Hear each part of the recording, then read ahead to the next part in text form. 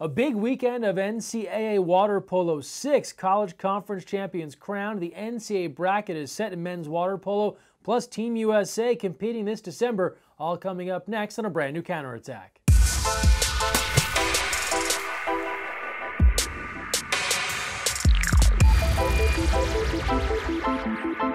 Hi everyone, Greg Mescall here. Thanks for joining us on the Counterattack. We start first in men's college water polo, and if you follow the sport, you know this past weekend was a huge part of the season. College Conference Championship weekend. 6 NCAA automatic bids on the line. 6 champions crowned. The bracket revealed. Let's get you caught up. We start first at USC with the MPSF tournament. Before the final, we've got to go semifinal.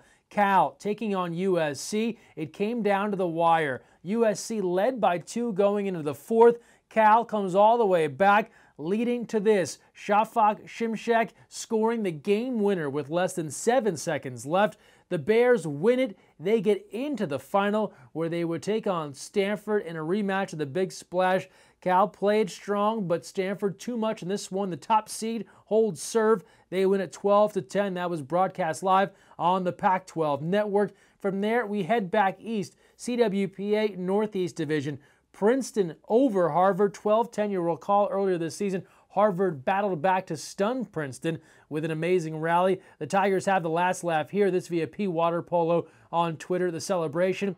Your 2018 Northeast Water Polo Conference Champions. CWPA Mid-Atlantic. To the Bronx we go. Fordham playing host. George Washington over Bucknell, 12-11 in overtime. Afterwards, GW head coach Barry King on the win. What a fantastic match that was to be a part of. I mean, both teams just throwing haymakers at each other. It was just a blast to be a part of.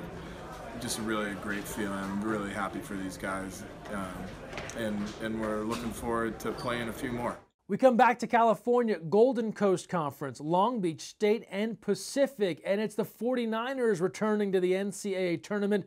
They win it 10-6 over UOP. Post-game head coach and Olympian Gavin Arroyo on the victory. You know, collectively, we needed to start to trust each other a little bit, have some confidence. We've really been pushing this group to be okay with taking a chance and just having some trust in themselves and in the system.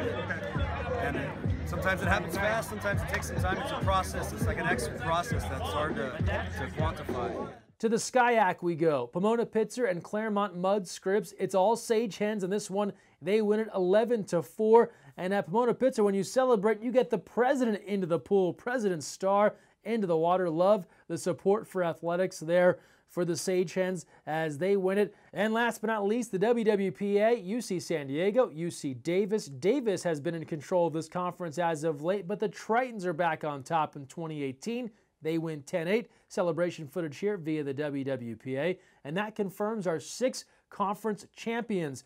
From there, we've got to go to the Cap 7 College scoreboard to give you some other important information. Some scores from the MPSF tournament. As we know, the MPSF almost always gets the other 2 at-large bids. UCLA beating USC 7-4. That's 2 losses for the Trojans at the MPSF tournament. They came in the #1 team in the country. Earlier, the Shimshek winner, that gave Cal the win over USC 10-9. That was the other loss for the Trojans. Stanford defeating UCLA 9-7. That was the other semifinal in the MPSF tournament. All that leads us into the NCAA bracket announced Sunday evening. Despite 2 losses, the Trojans are back into the field of 8 at the 2018 NCAA tournament, and they keep alive their hopes to reach an unprecedented 14th straight NCAA final. Hard to top that stat in any sport. UCLA, the Bruins, they are in. And so you have your 8 teams, 6 conference champs, 2 at-large selections in USC and UCLA. Here's the bracket. All the competition starts with opening round games this Saturday at campus sites, continues next week, and from there we'll go to Stanford December 1st and 2nd, and that's where the champion will be crowned. Live streaming available at ncaa.com. And from college water polo, we go to Team USA Water Polo, where the USA men's and women's national teams will be hosting competition this December in Southern California, and you can be there. Team USA will be welcoming in China and the Netherlands on the women's side, and then Italy on the men's side at venues across Southern California. Tickets are on sale now at usawaterpolo.org. We are expecting sellouts at many of these venues, so don't miss your chance to cheer on Team USA. We are getting ever closer to the 2020 Olympic Games, and you'll be seeing some future Olympians in action this December right here in SoCal. Now we go back to college water polo, because if there is something here at the Counterattack we love as much as Team USA, it's the growth of water polo, and another college water polo program is on the way. Millikan College in Illinois is adding men's and women's water polo. They'll start competition in the 2020-2021 season. Looking forward to having another varsity water polo program in the Midwest. Congrats to Millikan for adding water polo.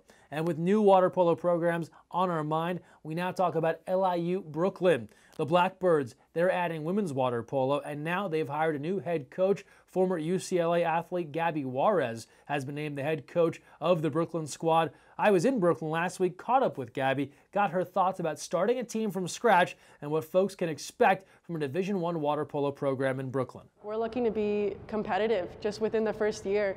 You know, there's two different ways you can make a program. You can just, get a whole bunch of bodies and fill up a pool, or you can just really go for it. And luckily and thankfully for LIU, they've really given us the resources to make a competitive team, and that's what we're going for. We're looking to, come into the MAC and really make a presence for ourselves. We're looking for kids that want to make history.